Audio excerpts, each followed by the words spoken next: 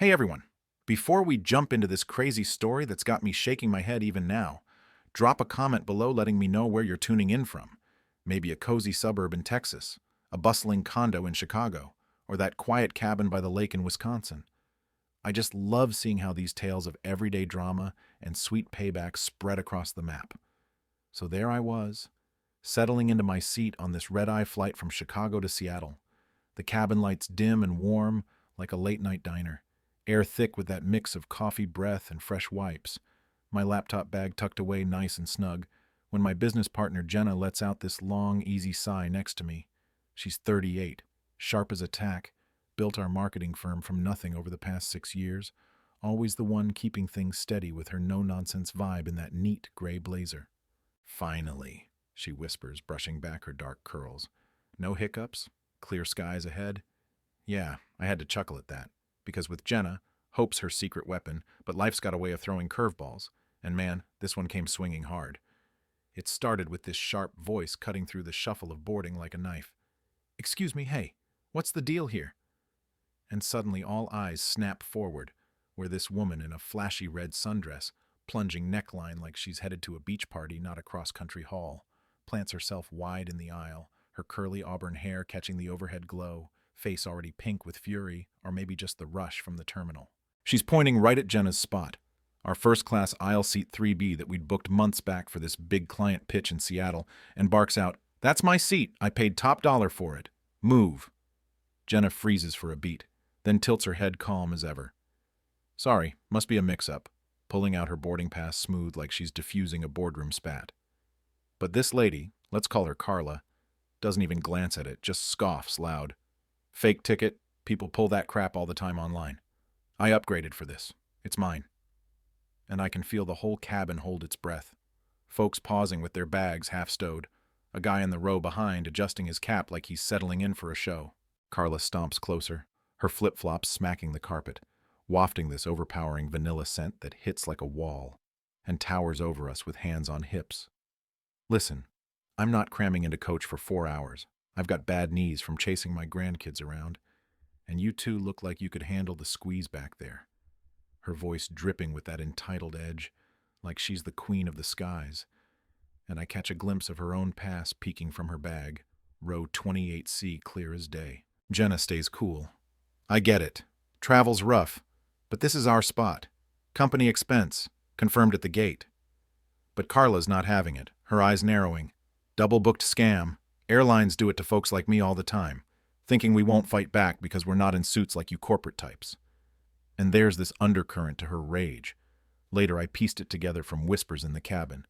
Turns out she's fresh off a messy divorce, lost the house fight, scraping by on alimony, seeing us as symbols of the easy life she got cheated out of. That jealousy bubbling up into this power grab over a damn seat. I pipe up, trying to keep it level. "Ma'am, the scanner wouldn't let her board if it wasn't legit." But Carla wheels on me like I'd slapped her. "Don't ma'am me, buddy. You're probably in on it, stealing upgrades from hardworking moms." And now the flight attendant, a young guy named Mike with a crisp blue vest, hustles over, flashing that practiced smile. "What's the issue here?" Carla thrusts her phone at him. "These thieves hijacked my first class. I deserve this after the year I've had. Stress from family crap you wouldn't believe." Mike checks both passes, frowns. "Yours is 28C, ma'am, economy. Please take your seat so we can push back." But she digs in, crossing her arms. "No way. This is discrimination," shoving the little guy to the back while big shots lounge up front. And the cabin murmurs start. A lady with kids a few rows back sighing loud, an older vet-type guy muttering, "Here we go, Entitlement Express." His phone already out, recording on the sly. The tension ramps up slow at first, like a pot simmering. Carla turns to the crowd, voice pitching high. "You all see this, right? They're bullying me because I don't fit their fancy mold. I've got rights." And Jenna whispers to me, her hand tight on the armrest. "She's not backing down, Alex. This is nuts." Her usual confidence cracking a bit under the stares, that inner voice of hers probably screaming about the embarrassment, the unfair spotlight after we just closed a tough deal back in Chicago. I nod. Hang tight, she's her own worst enemy. And sure enough, Carla whips out her phone, goes live on some app, angling it to catch us. Look at this injustice, folks. These privileged jerks stealing my comfort while I suffer in the sardine can. Share if you've been there. Her words laced with that fake victim vibe, but the comments must have been brutal because her smirk fades quick, eyes darting as the backlash hits. Passengers start shifting sides. The vet guy leans in. "Lady, your ticket says coach. Own it. We all paid our dues." His voice gravelly from years of service, adding this layer of quiet authority that makes Carla sputter. "You don't know my struggles, vet or not. Life's kicked me harder than you think." But it's too late. The cabin's turning, chuckles rippling, phones popping up everywhere like spotlights on her meltdown. Jenna's breathing steadies, a spark of defiance in her eyes as she meets mine. We're not just fighting for a seat anymore. It's about not letting bullies win, especially ones fueled by their own grudges, that deep-seated envy of anyone seeming better off. Mike warns again, "Ma'am, sit or we'll call security." And Carla mocks him, "Escalate away. I'll sue this airline into the ground." But her voice wavers, that desperation showing as the captain crackles over. "Folks, seating dispute holding us up. Patience appreciated." And the groans echo, a dad yelling, "Just sit already, we've got places to be." That's when it flips. Carla, cornered, grabs a half-empty coffee from her bag and flings it at Jenna, splattering her blazer dark and sticky. Gasps explode. Jenna jolts but bites back a yelp, her face flushing with shock and fury, that inner resolve hardening like steel.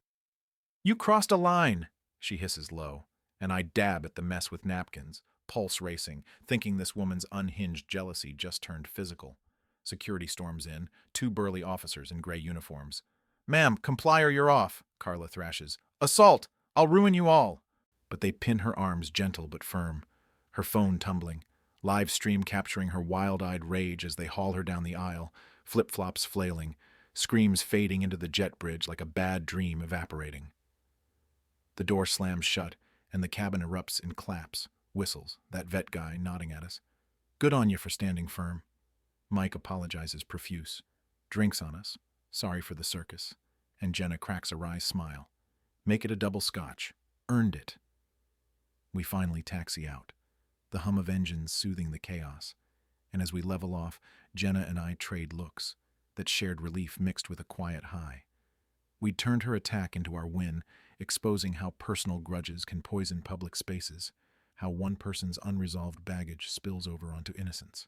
Touchdown in Seattle, phones buzz wild, clips viral already. Carla dubbed Upgrade Bandit, her meltdown gif-ed everywhere. Turns out her boss saw it, canned her for the bad rep, while our firm gets calls from impressed clients praising our cool under fire. That poise turning nightmare into network gold. Jenna and I toast later over burgers in a downtown spot. To Carla, she grins. May her seat forever be 28C. And yeah, it hits me deep. How staying grounded can flip the script on chaos. But here's the thing that lingers. Was the public shaming too much, even for someone who escalated like that? Or does karma need that viral bite to really stick in today's world? Drop your thoughts below. What would you have done in our shoes? Is entitlement like hers a symptom of bigger community rifts, or just one bad apple? Share your own flight horror stories. Hit like if this resonated. Subscribe for more real-life tales of pushback and payback. Let's keep the conversation going, folks.